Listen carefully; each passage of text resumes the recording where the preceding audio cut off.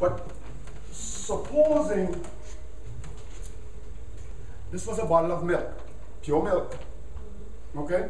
Well, let's say what it is. It's water, right? This is pure water. Amen? And suppose I send Isaiah, get a cup. No, I'm not going to send him, but just use our imagination. And sending him into the toilet, okay? To dip a cup of water from the toilet and finish filling this bottle. If I gave you a drink, would you drink it? No. Just why not? Dirty. I can't hear you. No, you should drink it, auntie.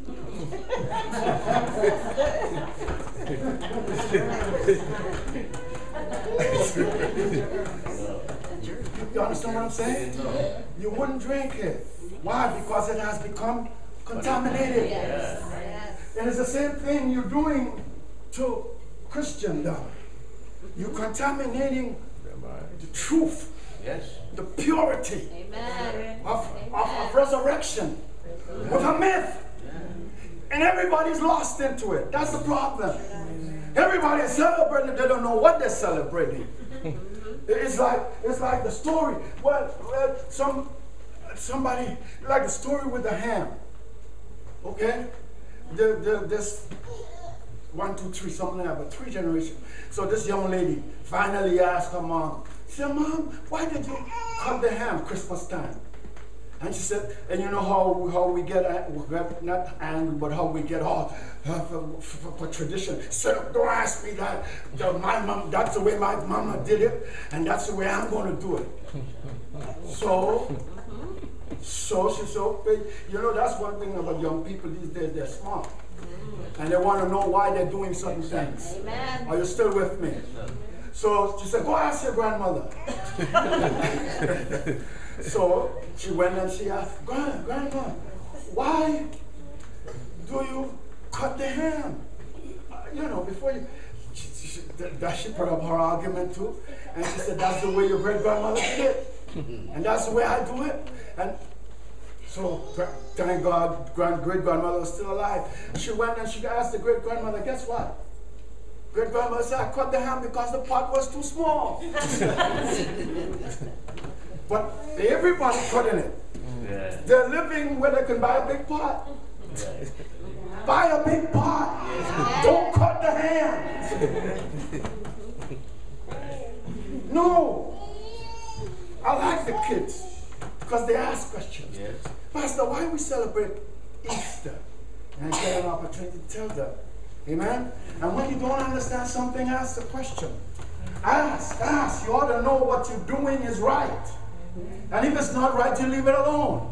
Amen? No, you wouldn't drink that water that was contaminated with filthy water, but no, you bring in all kind of stuff in the church. Are you still with me? Well, don't you know you're contaminating the church? And then you ask, where is our power? We don't have power because we have all people like the goddess Esther in our church. We have Halloween in our church. We sell pumpkins on our church grounds. Are you still with me?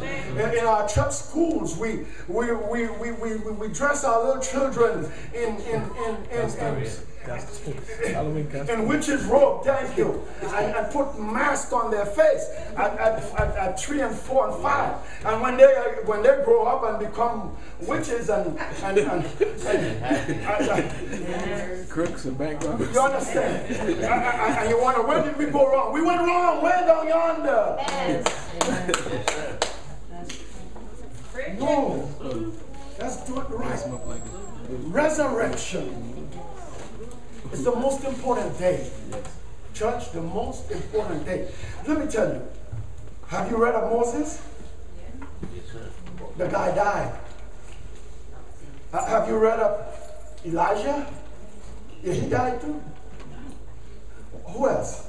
Wasn't Moses a great guy? Yes. Didn't Moses do great things? Yes. But the guy died. And as far as I know, he's still dead.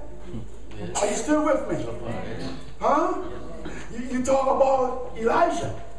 Elijah was such a holy man that after about 100 years later, after he died, where he was buried, They tried to bury a dead man there. The man couldn't die. I mean, the man couldn't be buried. He became alive. Yes, because of the holiness of Elijah. But Elijah is still dead. And you name it. All through the Bible. Amen?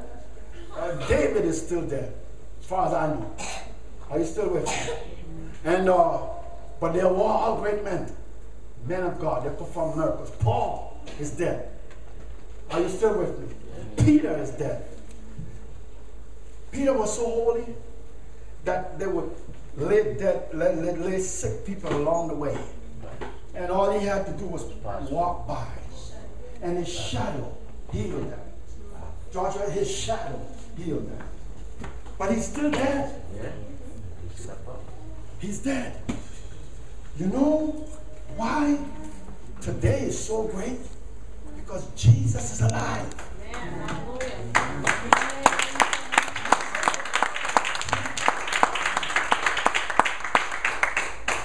And it's not a myth. Okay? Check this out. 12 men. One betrayed him. He went and hanged himself. 11 went and hid. They hide. What made them, after the day of resurrection, what made them become so powerful? What you assume made them so convincing? What do you think made them so convincing? Every one of them died a martyr's death. Amen? When people